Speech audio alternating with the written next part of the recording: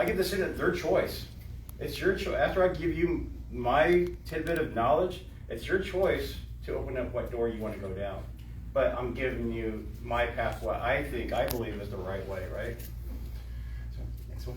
Just to officially introduce myself, and one thing was really impressive, I do believe Steve's wife actually outshot him. I put a couple of bullets over on her target.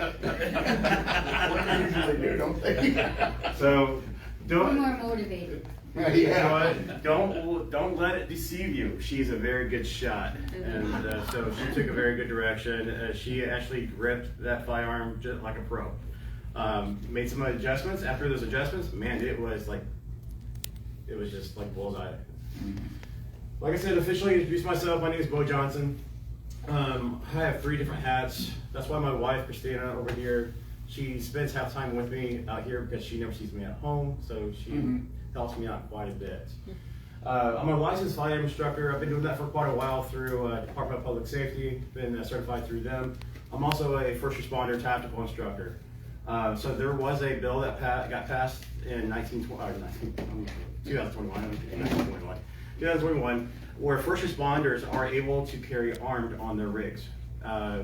There are some prerequisites that they have to go through, some additional trainings, such as they must have a license to carry for X amount of time.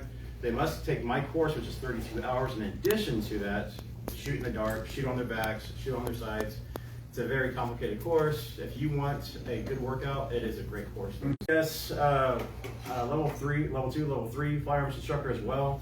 For those who are entering their a job into armed security.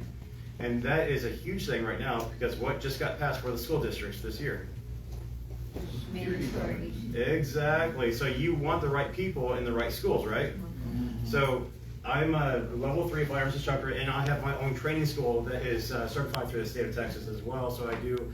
My classes are very small, and I'll be honest with you, no one signs up for my classes because I do it the right way. My classes are very long. The state says 43 hours. I try to get up in that time frame. That's why it's hard to get that person who actually wants to learn the laws, right? One of my favorite passions, the other one that's not on there, I just recently, 2 months ago, I got my TCOL certifications as well. The TCOL certification is the Texas Police Officers Firearms Instructor Certifications, where I teach firearm training through the Sheriff's Department, correctional facilities, people who have to use those firearms under stress. So I tell you this right now, a lot of people say when someone breaks into my house, I'm just going to fire. But keep this in mind, if you're a 100% shooter, here's the standard, here's the FBI statistics. You always lose 30% of your skill set under stress. So if you're a 50% shooter, you're going to be shooting 20% of the time. So keep that in mind. One of my biggest passions is I love teaching young children about firearm safety. So I do the Texas Park and Wildlife Hunters Ed. It all starts right there, right? Take away the curiosity of what could go wrong. Teach those kids the right way. One thing I kind of ventured into, and my wife's like, man, you don't need another certification. One thing that I started hearing more in the news is all these drownings, especially in South Padre Island. Kids who get in kayaks and they don't know what they're doing. So I got myself trained, I got myself knowledgeable. I did learn that I am not a kayaker person. So, but I do teach the boaters education. So there are some laws. A lot of people don't know about those laws. For example, you know, if you are born after 1993, September 2nd, it's required by Texas law that you have a boater's education. So there's a lot of different things that are not very well known. I'm also a full-time employee through the United States Concealed Carry Association. I've been working with them for several years. I'm one of the account executives for our RGV. I've been doing that quite a bit. One thing I do is, this is what I do 7 days a week. I usually take off 1 day a week and try to do the lawn and all that other stuff, but I'm doing all this stuff. I'm certified through Concealed Carry Home Defense Fundamentals, teaching those strategies, emergency first aid, countering the mass shooter threat training, women's handgun self-defense, and I am also a range safety officer. Steve asked me right before I started, he goes, has anyone pointed the firearm at you during the training? I said, all the time. But you cannot yell at that person. right? Because what's going to happen if I yell? I'll get scared. Right. That's why my wife makes me wear a bulletproof vest. This is a fancy word, and I'm going to talk about USCCA here a little bit, and this is why USCCA is such an awesome organization. It's a national organization, over 751. I think the exact number right now is 791,000 members across the nation. But I'm also a licensed Texas intermediary. I try to make that sound cool. It's just an insurance agent. Yeah. Right? Insurance agent. Yeah. Yeah, that's all it is, but intermediary sounds better than agent, right? Right. Yeah, so. All right, so I'm going to go over these things really quick, and I know we got some people running for office, so I know you know some of these legal words, but some people don't know how strong some of these words are. The biggest word right here is reasonable. That is actually a legal word here in Texas that a lot of people are not very clear on. So I'm going to go over reasonable force, deadly force, use of force continuum. I'm going to kind of skip over some of this just for sake of time. Defense of the house and defense of the property, which is always, I know you guys are going to start yelling at me when I get to that, because they're like going to say, you can't tell me what to do in my home. Okay, just one word. Calm down, okay? Yeah. Next one. So, I'm going to dive right into it. Reasonable force. So, has anyone heard of that, the reasonable man test, reasonable person test? You guys understand what it actually is? Yeah. Okay, so this is what I do in my classes. I break it down so you can actually understand it in layman's terms. So the analogy I like to use quite a bit is what's your bedtime? 9 o'clock. 9 o'clock? What's your bedtime? 10. 10? I'll say my bedtime is 9:30. I wish, right? But now we all have to come up with one number. And who makes that decision? The jury does. We don't get to make that number anymore. 12 people have to agree unanimously that your bedtime, my bedtime is the right number, no one else, right? That is called the reasonable person test, aka the reasonable man test. So, before you actually get into this, is kind of after an incident, by the way. So, after the incident, when the case gets up the ladder, it gets to a prosecuting attorney, they're going to look at a couple things. We do it on an everyday basis, a pros and cons list, right? Yes and no. Will it work? Prosecutors are going to use a use of force continuum, right? So there's so many different versions of it. Can you click on that little dilly-do?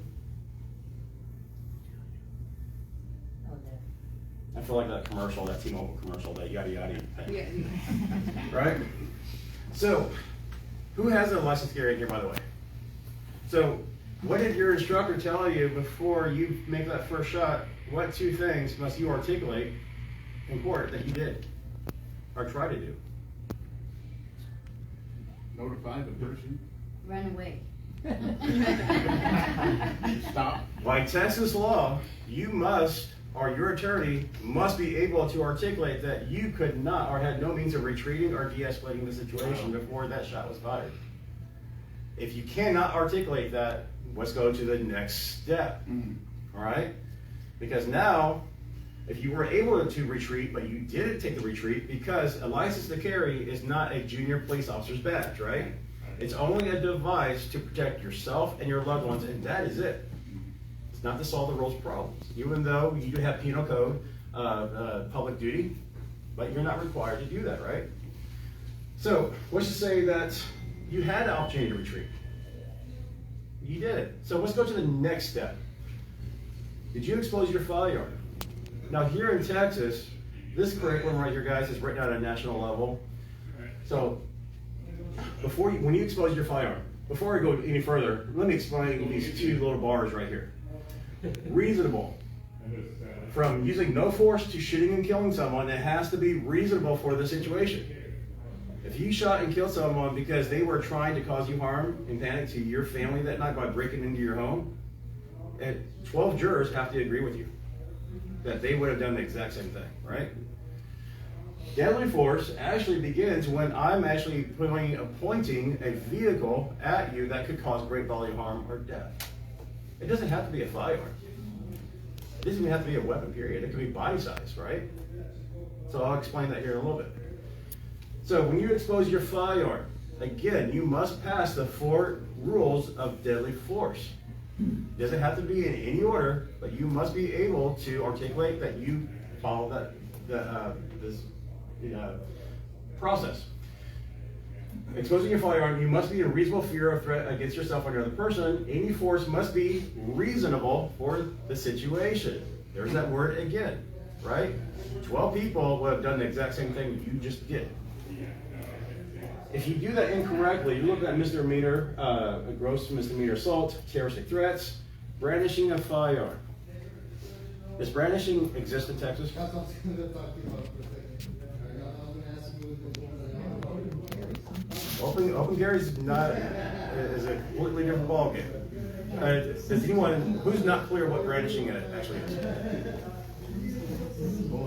Brandishing is when you're trying to change someone's behavior by flashing a firearm at them. What's been happening recently in the news? People have been driving down the road and flashing a firearm at somebody, right? So here in Texas, brandishing is not even in the legal dictionary. I challenge you guys to find it. You will not find it. It's actually called deadly misconduct. It's a third-degree felony charge. So if you're trying to attack me, or wait, let me back up. Let's just say that you're doing something crazy. You're gambling somewhere, right? Sure. That's a joke, guys. You're gambling. I didn't like it, but I wanted you to stop. So I flash my firearm at you and say, "Hey, stop gambling, or you're going to see Mr. Smith and Wesson here." Well, I just did a third-degree felony charge because I tried to change his behavior by displaying a deadly weapon that could cause great bodily harm or death to you, right? The only time that you can take out that firearm is if you have these criteria. Pointing your firearm at another person. Again, the very beginning stage of deadly force. When you're at a gas pump, and this is, if you look at DPS, the two most common places where people are getting attacked these days, gas stations and rest stops. And me and my wife were talking about this the other day, and does anyone who pumps their gas at Sam's? Okay?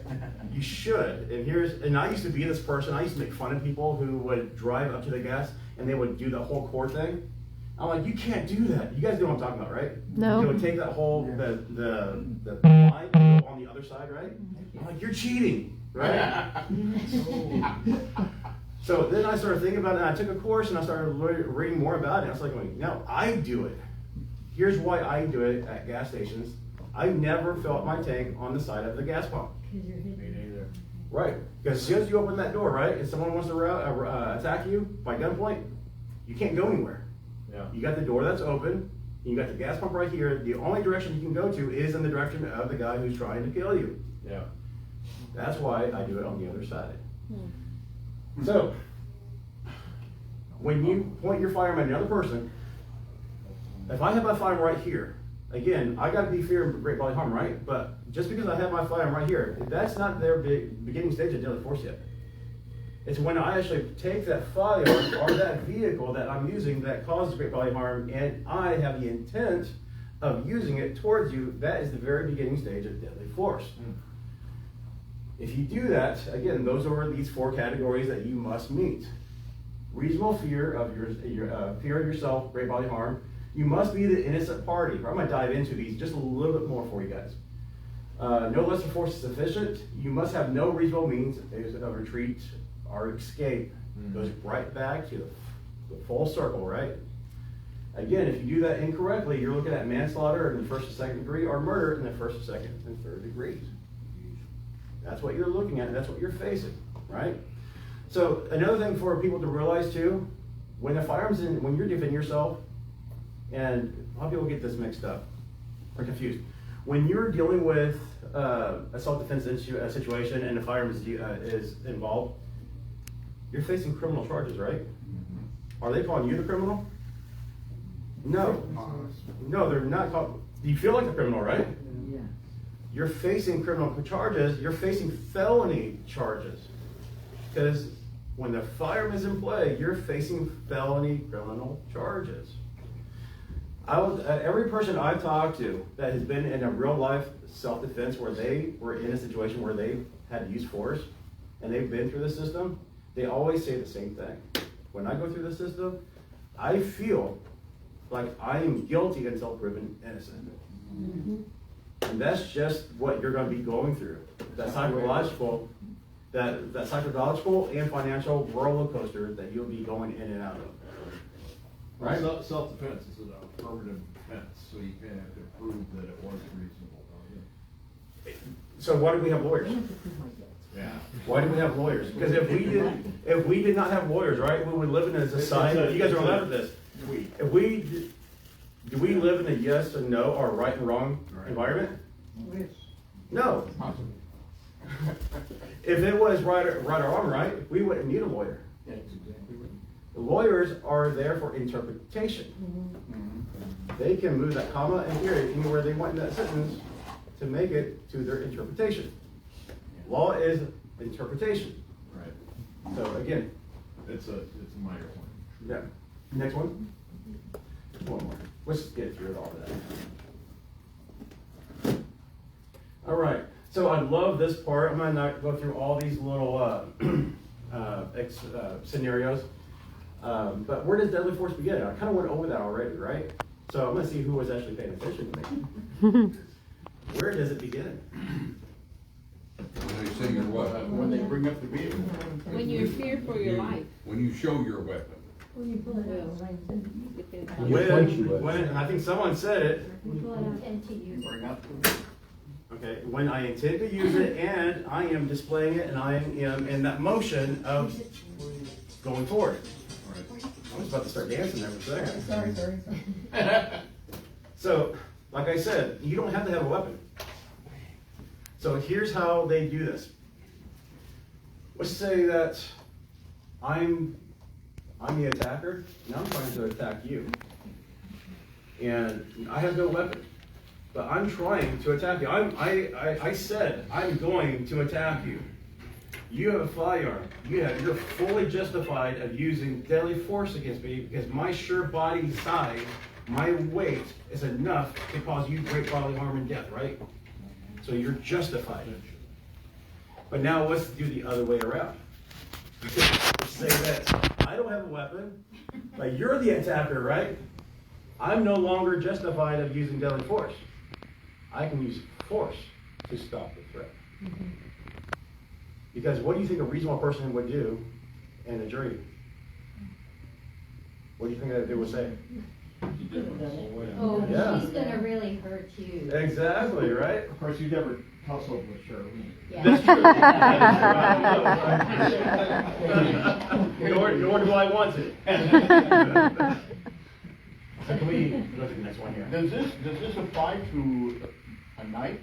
Yes and no. Other than So a knife firearm? is a very interesting vehicle. It all deals with distance and the hold, right? So this is kind of when you watch movies. My wife hates watching movies with me that involve firearms. That she goes, it's just a movie. When's the last time you saw someone try to stick a knife by holding it by the handle, the tang, and throwing it in a stuff? Yeah. You're not gonna do it, right? So this is the first example. So I'm gonna use this analogy, and you tell me if you're right or wrong, or if you're justified in this. Let's just say that you just pulled up to your apartment complex, and it's a 3-story apartment complex. You've had issues with your neighbor before in the past on the top floor. You live on the bottom floor. This time he's drunk. He's shouting profanities as you just get out of your car in the parking lot as you're walking towards your apartment complex. But this time he has a knife. He's waving it at you. He says, "You are a dead man. I'm going to kill you." So you He's on the decide. 3rd floor? He's on the 3rd floor. Okay. So can you take out your firearm and just shoot him? No. Why not? Distance. He can't Right. reach you. So you don't You're not In in immediate threat. danger. Yeah. So what could you do instead? Call it retreat. Retreat. Go in the house. 911. Get back in your car, back up, call 911, right? 911. So, again, let's do the next one.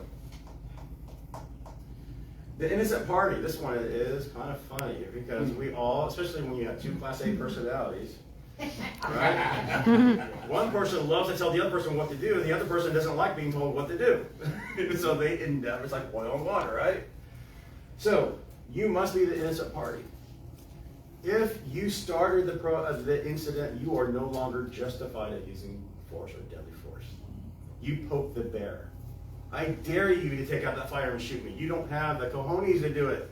And they do it. Well, what did I do? I provoked that person, right? Well, what if you were in your car and you didn't see this guy in your blind spot and you cut him off? You could still be the innocent party. couldn't So you? road rage, that's a different course, guys. We get off track, but I can go on for hours. You can ask my wife Christina. I have the knack of talking, and sometimes she's like, "Oh, please be quiet." So I'll talk about for hours. Different course, but no one wins in road rage. And I might tell a story about road rage in a second. So innocent party, again, if you started the altercation itself and someone ended up using force or deadly force against you, you're probably not going to win the argument, right? The next one, if you don't mind. No lesser force is sufficient to stop the threat. So this is an interesting one, and my mindset has actually changed on this. I used to be that, we all know those people who claim that they walk around with a firearm, a taser, a stun gun, 16 magazines, right? And they're like, they're in an altercation and someone threatens them and they take out the firearm and shoot them. What do you think the jury or the judge's first question is going to be?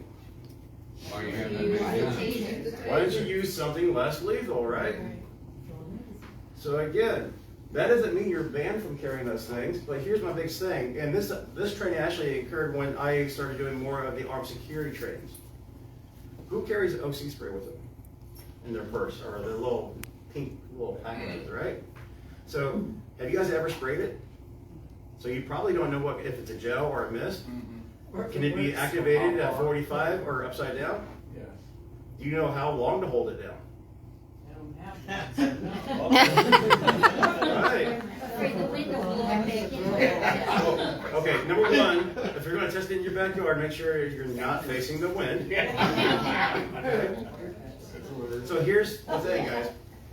I'm not gonna go through all of them, because there's a lot of different models of OC spray. So how far does it actually go out? So how far is your tacker? If your attacker's 10 feet away from you and your OC only goes at 6 feet, you just You can have to go after it. right. So how long do you hold it? If you hold it too long, you just did the whole thing and now it's empty, right? It's like a fire extinguisher. How long does the fire extinguisher last? Less than 3 minutes. So you do the same thing, same patterns with an OC like you do in a fire extinguisher. You doing 2-second bursts. So learn how to use those devices before you carry them on you to make sure that you're proficient with them, right?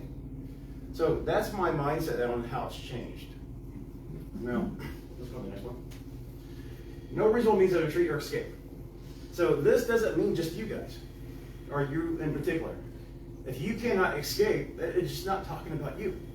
Who's the couples in here? Okay, so let's just say that, God forbid, you walk into a Walmart and you hear shots being fired. So you want to get the heck out of Dodge, right? Are you going to leave your husband behind?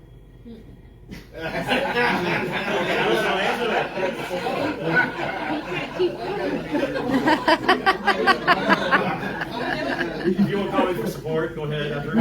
He's got the car keys though. Right. Let's just say that you have a disabled child or in a baby carriage or a stroller, right? You can't leave. Are you going to just leave your loved ones behind? So you have no reasonable means of retreat. So they're not talking just about you. They're talking about you personally. You cannot retreat or escape because you're not going to leave your loved one. Well, okay, different court. You're not going to leave your loved one behind. All right, let's go to the next one. I'm just kind of flip through, keep going, keep going. One more.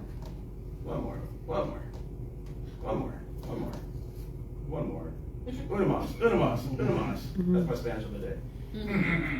Okay. How will I'm not going to go through this whole video unless you guys want me to. Michael Martin is the chief, the training officer for the United States Concealed Carry Association. He's a very good at what he does. But I'm gonna just paraphrase without going through the video, how prosecutors evaluate the case. So there's a lot of moving parts when a prosecutor picks up the case. They're gonna go into a lot of different things. Number one thing that they're gonna look at is your social media. They're gonna dive into it. You guys all know what happened in 2016 where they passed that bill where all social media is public records. They can take whatever you said and cut and paste and put on Channel 4 News, and they do not need your permission, right? If you hit like on a racist post, do you think they'll use that against you? Yeah. Or a Trump campaign site. Whatever they use, right? They may try to use it, right? I know this is the wrong class for saying this, but most of my classes, I know Steve's been in one of my classes, but one thing I don't do in any of my classes, I don't talk about politics. My view is that everyone has a right to defend themselves. Yeah. Right? So some people have different views on how we get there, but I don't talk about it. I try not to, but I agree with you 100%. Right? So they're going to look at your social media, right? They're also going to ask you to search your vehicle. The answer, I cannot stress this enough. The answer should always be no. Who's a law enforcement in here? Or retired LEO or anything like that? Okay, so they're going to use tactics on you. And they are doing, a police officer are very good people. Don't get me wrong on this. They're trained to do a job just like we are trained to do a job, right? So when they are trying to get information out of you, and they say, may I search your car? And you say, no, what do you think the next, What you hiding? Yep.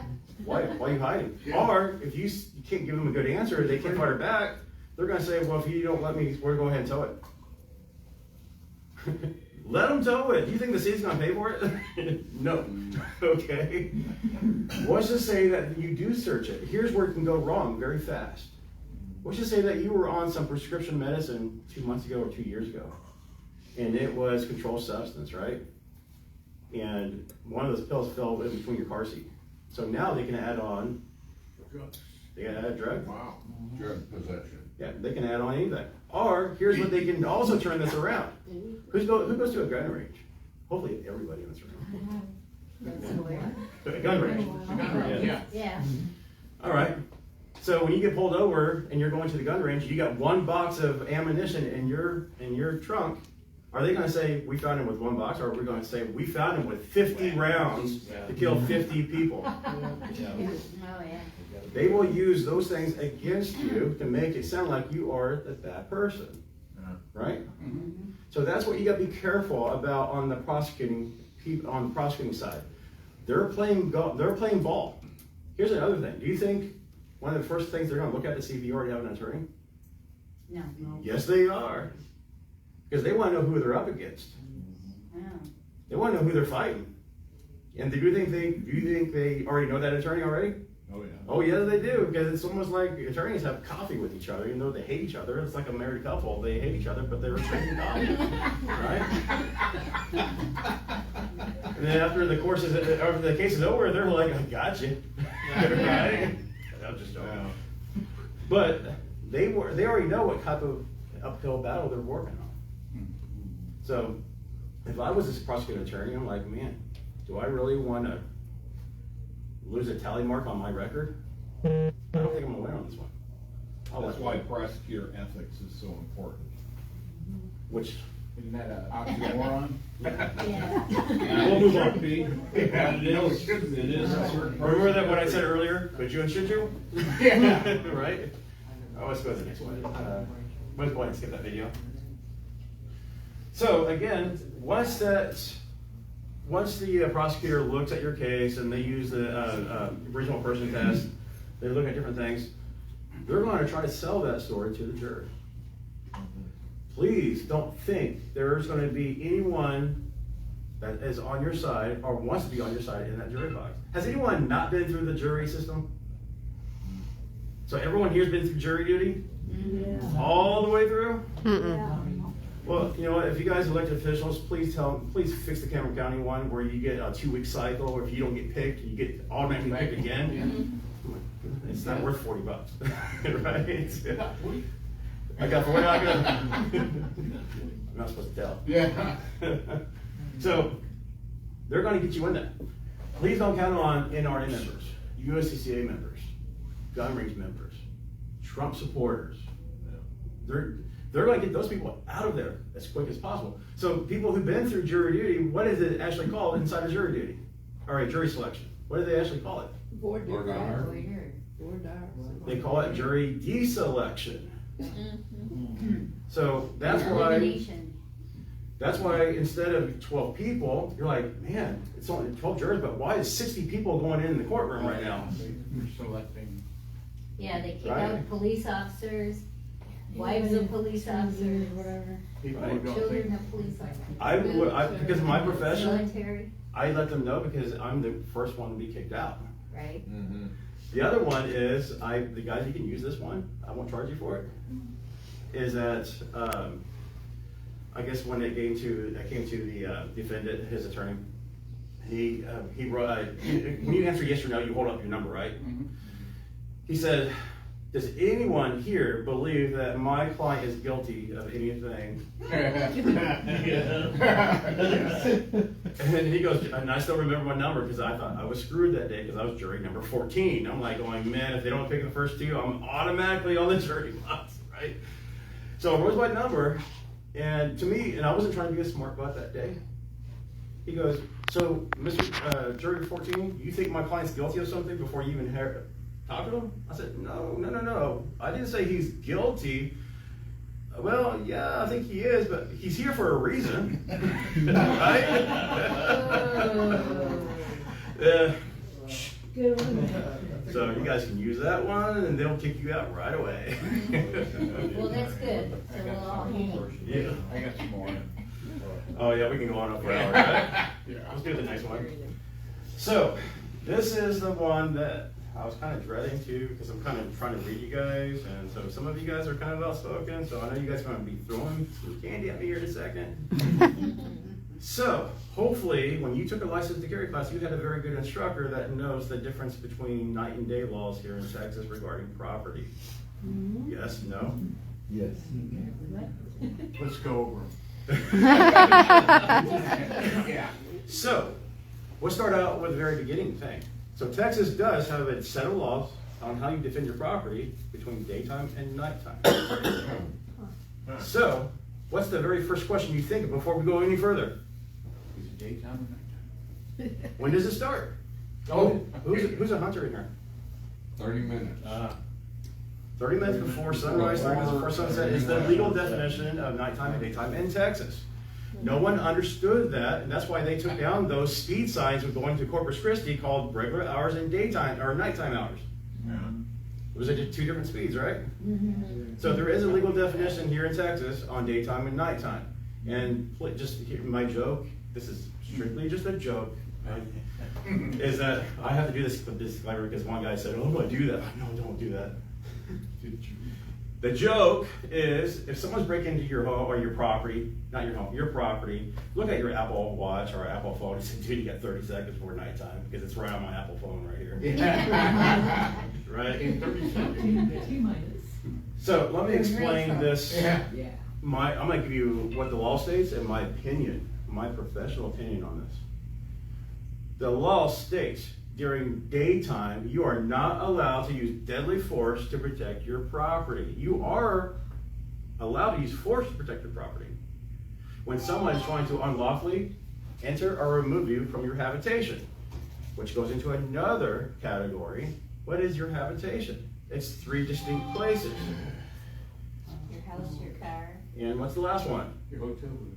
You staying here tonight? Your Property, your real estate? Very close, Steve. Very close. Your place of business? Your place of employment Oh, yeah. falls under your castle doctrine, right? So, The place of employment, does that end at the property line or does that end at the building? well, Steve, I knew you would ask me all these, like. Hypothetically. So let's go look at the definition, the penal code of premises. You guys remember what penal code of premises means, right? It's the physical building, but it does not include anything all land around it, right?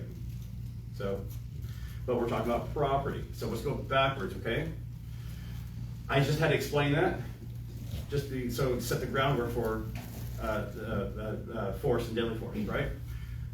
So if someone's breaking into your property, your truck, let's say you hear some noise and someone's landing into your truck, you open up your window, what's the very first emotion you get? Anger. Yeah. How dare someone break into my truck and take something that I earned? So most people will go out there and try to stop it. Do bad guys usually work in pairs? So now you got to think Someone about had to this. drive him there so he could drive your truck away. Yeah. Someone gave him that driver's license, right? They probably stole it. But anyway, so, and this is a very, very seriously thought you have to think about and take into consideration. If you do that, and you open up your door to go confront that person, and they take you out, what happens to your family? They're not a car. They pull out their. Probably the next. So now your wife and your kids who are inside that home are fair games to those bad guys, right? Now, if they do take you out, you gotta ask yourself, can you, without your spouse being attached to you, can you live the same type of financial livelihood? You may have, you might get some money here and there to get you by, but eventually you're going to have to sell a car, you're going to have to sell the home, you're going to have to make those financial adjustments because you're down one income, right? Again, going back to my previous comment, could you and should you, right? Could you go out there and stop that guy? Absolutely. Is it always the best thing to do? Absolutely not. So if we follow the law, right? You have to have insurance, right? Yeah. Please, just let insurance take care of it, Well, you right? could take pictures. Take pictures. Of the guy. There's nothing wrong with you being on the window and startling that person, right? But again, if that bad guy turns their attention away from your vehicle and starts walking towards your home, the law's changing now. Are you protecting your property or are you protecting yourself now? So you gotta be careful, right? So it's there's always, every single minute of an altercation could change what you're facing. So it's happening that fast, right? So here's the other, let's go to nighttime. So here's the reason why, and to just preface or tell you the difference between use of force and deadly force here in Texas, is the exact same thing. Exact. It's almost like the state copy and paste, but included one word, deadly and deadly force. That's the only difference. Deadly force is an action. It doesn't matter if that person lives or dies. Deadly force is an action that you committed to doing. Your actions could have caused great bodily harm or death to that person. That is called deadly force. So that you could be charged with deadly force regardless that person lives or dies. Now, let's just say, here's the reason why the state gives you more authority to use deadly force at nighttime. If it's nighttime, can you see if there's a firearm in my hand? No. Right. No. So they give you a little more leniency. But again, could you and should you, right? So again, very thought-provoking and hopefully never happens to anybody, right? What's the average age of these kids breaking into cars? 14. 15. Actually, the average is 14 years of age. How would you feel that you shot and killed a 14-year-old kid just trying to take? You being a jerk, yeah. Right? That's a hard pill to swallow, right? But if he's breaking in your house. I know for a fact I've done some very dumb stuff, and I apologize to my parents every single day. The stuff I did when I was a kid, right? We all, just because we do dumb stuff doesn't make us a bad person. Right. What makes us a good person is what we learn from those mistakes, right? Yeah. So it's could you and should you, right? So the other thing is too, is that this is it's not too far away from here. This happened several years back. There was a guy, he thought, I can shoot anything that goes on my property at nighttime. Well, next door neighbor, little kid, kicked a ball over in his backyard. He went to his backyard to grab it. The homeowner opened up a screen door, shot. It was a 9-year-old boy. Again, could you and should you, right? But then, do you think he's gonna go through the reasonable person test? No. Yes, he is. Well, 12 people agree that he did what he even though he had a legal right to do it, do you think 12 people are going to vote on his side? Exactly. So that's where you have to interpretation. Right? So things change very fluid. The reason why there's firearms instructors, guys, it's not to take your money. It's to read the stuff and be educated and to interpret it for you. Otherwise, I would just send you a PDF and email and say, hey, I'll sign your certificate later. Thank you. Right? It's not that easy. So if you did next one. Castle Doctrine, again, if you guys want to know where our Castle Doctrine came from, it came from the country we tried to break away from the tyranny from. But we said, we hate you, but some of the laws actually make sense. Right? Castle Doctrine provides the Chief Justice of England back in the 1500s. Every Englishman's right is to protect their castle. Modern day's time, you got the Castle Doctrine, right? Luckily, Texas does have the Castle Doctrine. We actually have the Advanced Castle Doctrine. Some states have the Castle Doctrine. Some states don't use the Castle Doctrine. Indiana being one of those states. They use a series of their current laws as an interpretation of the Castle Doctrine. I kind of already said it before, Advanced Castle Doctrine states that it's those three different distinct places, right? So here's the other thing that is not good in Texas, that some states do have in their Castle Doctrine.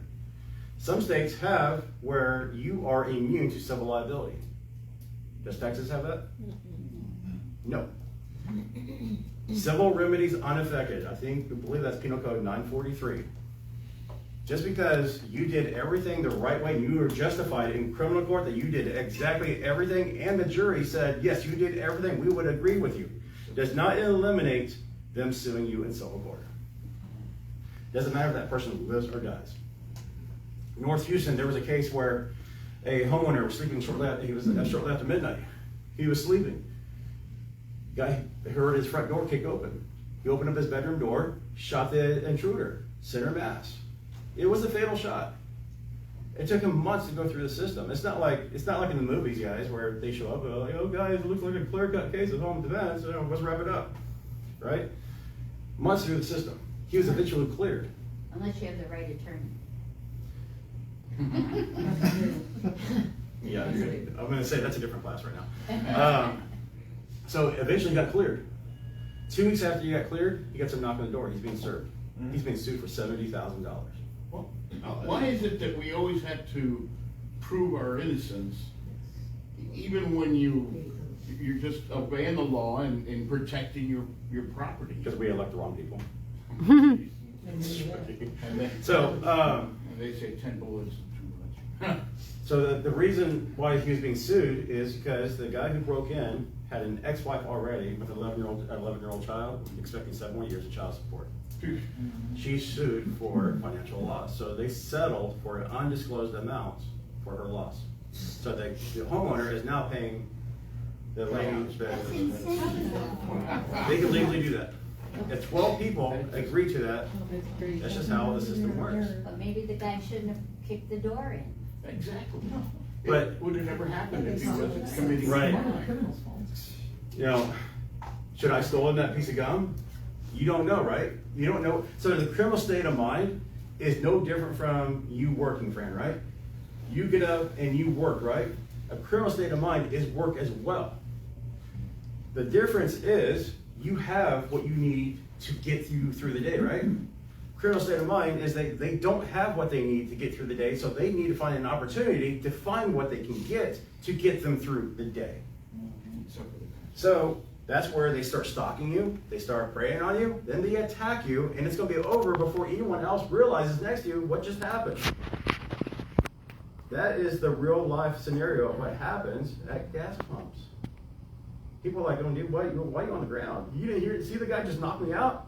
No, I didn't see it. It happens that fast. Next one. So use of force to defend your property. I kind of went above that. Any questions about that? Or should I not even ask that right now? Okay, I'll skip that, right? But we're clear on that, right? The next one. I love this slide. Think about property. Property is insured, right? So think about a big old huge man-eating shark tank that's right in front of you guys. There's a man-eating shark. Oh, sorry. I know my wife has a phobia against sharks, so. She goes, why did you have to keep that slide up that long? So, As long as it's not a woman. so there's a man-eating shark, right? And you're doing this, and you're teasing that shark, and your Apple Watch falls into that shark tank. Would you dive in there and get it? No, bye-bye watch. No. But what happened if your child or your loved one, not you guys, okay? What happens if your child or loved one falls into the shark tank? What would you do? That's how you have to think about defending your property, is it worth dying over? One of the things that I was actually praying for was that we used to have a trampoline in our backyard, and it was breaking, and I'm like, man, I wish someone would just come and steal it. Like, then also during those high storms that we had, those winds, I was like watering our tree, which is now dead, because I'm not a good gardener. And so I'm watering, and I'm looking over the corner of like, something that looks a little bare. Like the whole entire trampoline, the 300-pound trampoline is missing. We still. So I look over the privacy fence, and I don't see it. I look over the neighbor's yard, and I'm like going, oh no. I'm looking at people's roofs. I'm like, okay, I don't see it. I'm praying to God that someone stole it, but what happened was Mother Nature took that trampoline and threw it across the whole neighborhood, and I was like, I stood up on the ladder in the backyard, and I'm like, I think I see it across the street. Oh, Leave it there. Right? it's no longer ours. So, but again, property is insured, right? Cool. I think that's the wrap it up. Any questions on those topics before I move forward, just really quick? Yes, David. You said that normally these criminals work in pairs or multiples. Mhm. I never realized that. So a lot of them will get away, a lot of them will run, a lot of them will be the lookout, a lot of them will be a noisemaker, and that's, Distract you. yeah, It's just like Hunter and James Biden. all right. In these cities where they've been having a lot of looting going on, and one store owner or store employee went out and started shooting people See, I wouldn't do that. You're breaking the law. in your business. Does that business owner feel that his body, his life is in great bodily harm or death? I don't See, know. that's Well, before you- yeah, I don't know. I So wasn't before- there and I don't know what they were But you said doing. that they could Before use you attack force, somebody- but not deadly force. So let me go back on the Castle Doctrine, so just to make sure you guys understand this. The Castle Doctrine has nothing to do with shooting a person.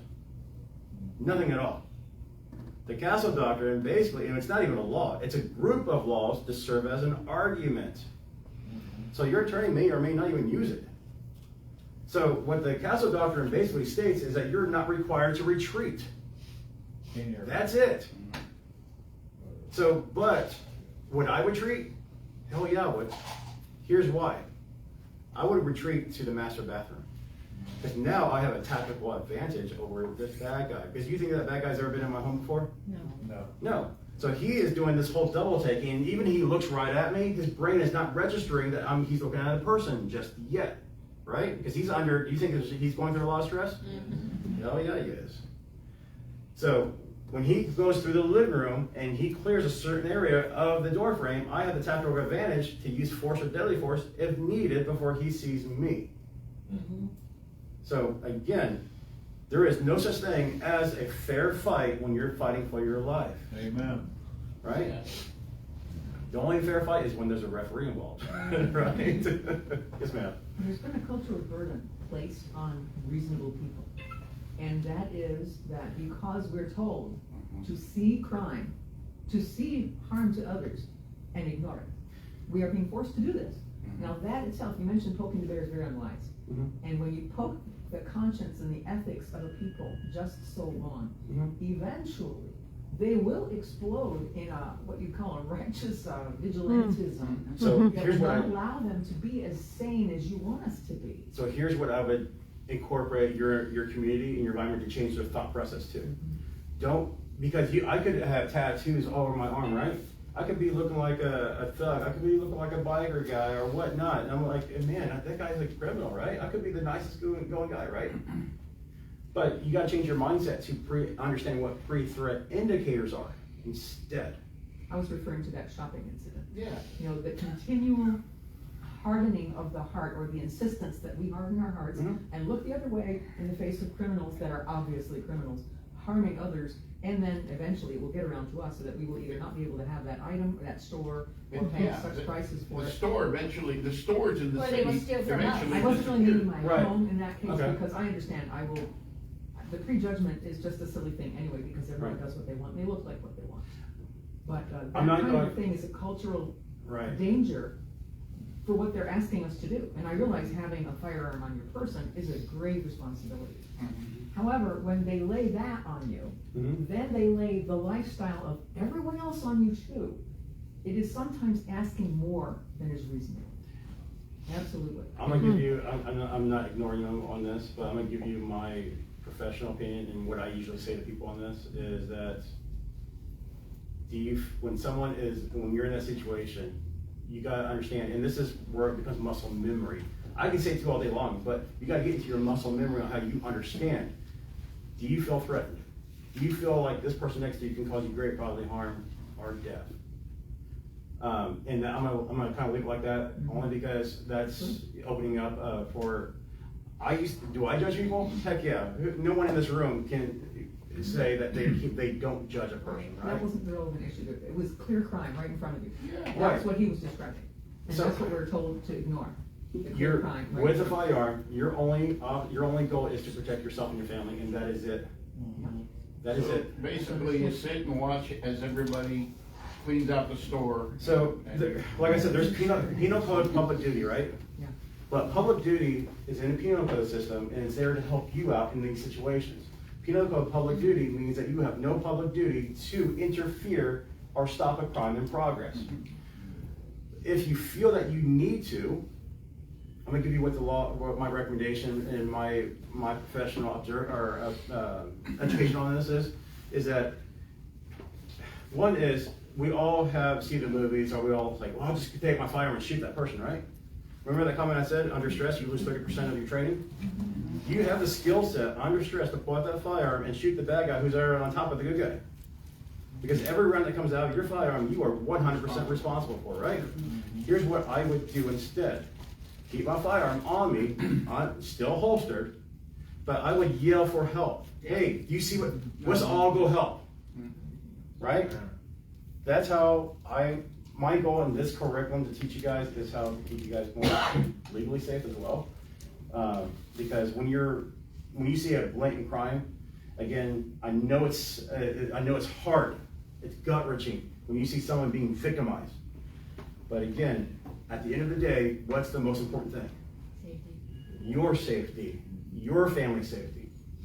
You recall just a couple of weeks ago, a guy was stabbed to death, who was just sitting there with his girlfriend. He got up, there was a crazy person brandishing a knife, and I don't know whether he was trying to de-escalate, but he actually got up and he was standing in front of this person.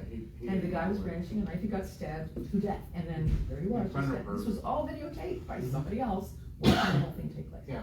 Now, in view of those cultural realities, now I don't live in New York City, I don't live in that big city. That's very different than the Valley. The Valley has not yet reached that point, it seems. However, in your situation, how would you instruct people in situations like that who would face such a thing? Again, I would say you need to look for those pre-threat indicators. If someone is standing in front of you and you gotta understand someone's body language, right? Because you can do more communication without saying a single word, right? So if your hands are clenched, right? That's aggression. This is not aggression. This is aggression, right? Why do you think police officers call it's called the interview stance? They do that so they're not showing aggression towards you, but they are ready to fight you. Interview stance, you guys all seen this, where their firearms right here, away from you, and they stand like this. Right? So just in case you lunge forward, they can back up, use their sport hand, regardless if they get stabbed or not. I'd rather get stabbed in the hand versus losing my life. Then they can retreat to a firearm, right? Yes. So that's very important in all education then, to learn those indicators, to help us make good decisions. Right. Unfortunately, like I said, my wife's here because she never sees me at home. If I did that all day long, I would never be home, right? I'm gonna wrap this up. Let me, hon, can I borrow you for a second? I'm gonna just pass these just really quick. Can you just hand out this and one of the apps? Okay. Who here has heard about the USCCA before? The USCCA. Also known as the Concealed Carry Association. Have you heard of it? Yeah. I know. Okay, so let me explain in layman's terms. Hopefully I'm doing, okay. Just throw candy at me. I'll eat it too. So the United States Concealed Carry Association is a membership program about education and training before, during, and after events. To get you, but you're just understanding what the pre-threat indicators are, right? So many different levels of education. About 791,000 members across the country, and you have your own dashboard. I know my wife's working as fast as she can, but on page 4 of that 7 reasons, you get your own personal dashboard that you can log on to where you get this life-saving education and training at your own pace. Because all of us, we're busy, even though some of us are retired or whatnot, you're busy, right? Some of you guys who are retired, you're more busier than you were before you were retired, right? So take these training classes at your own pace. Production quality videos. They do not hold back on these training videos. They do it for a reason because they want you to see what it really looks like in real life and how someone reacts to someone attacking you at a Walmart. If you're eating your dinner at a restaurant and a gunman comes in, when can you stand up and take the firearm out? When can you not do that? So those are the real life scenarios that you're dealing with on the training side of it, right? So like I said, training education is number one. Without training education, all of us would be lost, right? So Tim Smith, the owner, the CEO of USCCA, the best thing he always says, and he's like notated for this comment, the best fight you're in is the one that you're not in. So if you are able to understand pre-threat indicators or get yourself out of a situation before it starts, the better, right? But if you can't get yourself out of that situation, how are you going to be able to go through the process when it's in your favor? That's why the USCCA membership exists, to do all this. Now, going back to my fancy word that was on that slide, Texas intermediary, right? So as membership with USCCA, you're automatically enrolled to an SDLI product, self-defense liability insurance. What that means, yet as a membership, USCCA is the insured, members become the additional insured. Your attorney fees are paid at 100%, nothing out of your pocket. You don't have to drain your savings account, checking account, put liens up for liens on assets, all that stuff. It's taking care of it, right? It includes all those fees that we don't think about. Court filing fees, ballistic fees, bailiff. My personal favorite in Cameron County, I learned this, photocopy fees. $7 a page, really? Right, so who's paying for that? You're paying like double because now do you think the lawyer's doing all that? No, it's the assistant. I won't mind blank there. Paralegal. I'm sorry. So it covers that, right? Now here's a question for you guys. What is the magic number in bail here in Texas? 10,000? 1 million. It's one number and it's across the board. It's a percentage. Oh, It's 10%. yeah, 10%, yeah. So no matter what your bail set at, you have to pay 10%. So as a membership with USCCA, they give you up to $100,000 towards bail, which is $1 million bond.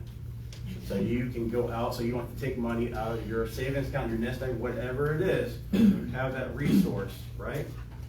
The other thing is you get up to $20,000 towards incidentals. God forbid an incident happens at your home, right? Who's going to clean up that bodily fluid? And this is what law and order do not get right. When you fatally shoot somebody, do you think it's just blood you have to worry about? Nope. No, because they lose all control of their bodily functions. Who's gonna clean that up? There's a place in Edinburgh, they charge almost $500 an hour to remove biohazard material that is covered by your USCCA membership. Your firearm confiscation is covered by the USCCA. They send you a check for the retail value of that firearm that was confiscated, because are you gonna get that firearm back? No. Not in your taxes, you're not, right? It covers your housing. If you can't live in your home, it's gonna cover your temporary housing and your meals. All that is covered by your membership. My favorite, well, I should say my favorite, the last piece of the puzzle is lawsuits. Remember civil remedies unaffected? This is why USCCA provides all their members with $2 million towards civil liability. You have that. And you're like, oh man, this product probably costs a fortune. I like someone who said it to me the other day, it costs more to eat a taco a day than a membership with the USCCA. It's $29 a month starting out, and you get all that regardless. But what you're also getting on top of it is the training and education, all that stuff, right? That's what you're paying for in the USCCA. So what I highly encourage you, I know Steve, you're a member, right? And your wife too. And so I highly encourage you guys to dive into it. Try it out. On this, may I borrow yours? Yeah. So on this bottom half, guys, this is the SDLI portion I was telling you about. That's given to all members regardless of what you pay, of what plan you sign up for. That is a membership benefit. What you're paying for is how much access to that trainings do you want. So when you flip it over and you want to sign up for a membership, that's your choice, not my choice. I'm not the salesperson that tells you which one to do. That's your choice and where you want to start your journey at. If you're a veteran, make sure you click this box, or a veteran or a current military or first responder, ex-first responder, check that box. You get 10% off your services. Add your spouse for 50% less. And here's how USC actually guarantees their product. It says it right here on the very top, 365 bulletproof guarantee. If you don't like the product for any reason, or you're having financial difficulties, which we all run into that from time to time, right? You gotta cancel your membership. Well, during that first year, if you cancel your membership, they send all the money right back to you. Just call them up and say, I need to cancel this and exercise my 365-day money back guarantee. You get all that money back. That's what it is.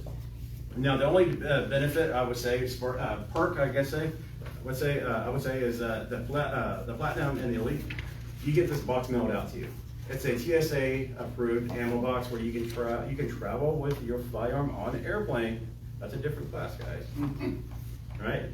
I'll summarize it like this. Don't check on. Don't try to board your plane with a firearm. You got to check it in. And don't go to the TSA counter and say, I got a gun. It teaches you how to do it correctly. It comes with a training gun, a Glock 17 training gun. The reason why that is so important is a lot of people don't know how to reholster that firearm correctly under stress. They end up shooting themselves or giving themselves a permanent tattoo down the leg, right? It's a great tool to teach firearm safety around the house. There's a lot of different things that you can do.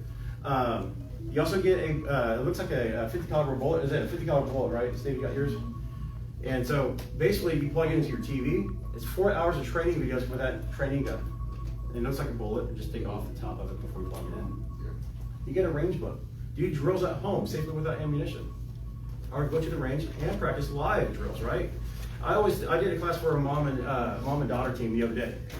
And she's like, I want to get trained with my daughter who goes to drives herself to Uvalde all the time. I want her to train on how to defend herself. I'm like, well, I'm not going to do a licensed carry class, because licensed carry class is not a self-defense class. So I wanted to teach this little girl on how to defend herself. So we did one-handed shooting. Because do you think under stress you're going to use both hands? More likely not. Are you going to be shooting like this with your sights? No, you're not. So let's teach the mom and daughter on how to shoot defensively versus accurately, right? So, well, you want to do both, but picture sight versus sight shooting and flash shooting, all different concepts of using a firearm. So that's what goes into a lot of these different drills that you get from USCCA. What questions do you guys have?